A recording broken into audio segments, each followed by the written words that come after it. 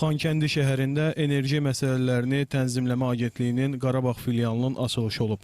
Xankəndi şəhərində, Ağdərə və Xocalı rayonlarında bərpa, tikinti və idarəetmə xidmətinin İctimaiyyətlə Əlaqələr şöbəsindən verilən xəbərə görə, Xankəndi biznes mərkəzində keçirilən açılış mərasimində çıxış edən enerji məsələlərini tənzimləmə agentliyinin idarə heyətinin sədri Samir Axundov Xankəndidə Qarabağ filialının açılmasını həm tarixi, həm də strateji hadisə adlandırıb. O bildirib ki, Qarabağ filialının fəaliyyət ərazisinə Xankəndi ilə yanaşı Xocalı, Şuşa şəhəri, Ağdam, Füzuli, Cəbrayıl, Xocavənd, Zəngilan, Qubadlı və Laçın rayonları daxildir. Onun sözlərinə görə Qarabağda daxil olmaqla agentliyin fəaliyyət göstərən filiallarının sayı 11-ə çatdı. Xankəndi şəhəri, Ağdərə və Xocalı rayonlarında Prezidentin xüsusi nümayəndəsinin müavini Səbuhi Qəhrəmanov da vurğulayıb ki, filialın Xankəndidə açılması bölgədə sabitliyin və inkişafın bərqərar olmasının göstəricisidir. Bu, həm bölgənin sakinləri, həm də burada fəaliyyət göstərən müəssisələr üçün əlçatan xidmət deməkdir. Qeyd edək ki, enerji məsələlərini tənzimləmə agentliyi elektrik və istilik enerjisi, habelə qaz təchizatı sahələrində fəaliyyət göstərən müəssisələr, eləcə də istehlakçılar üzərində tənzimləməni, o cümlədən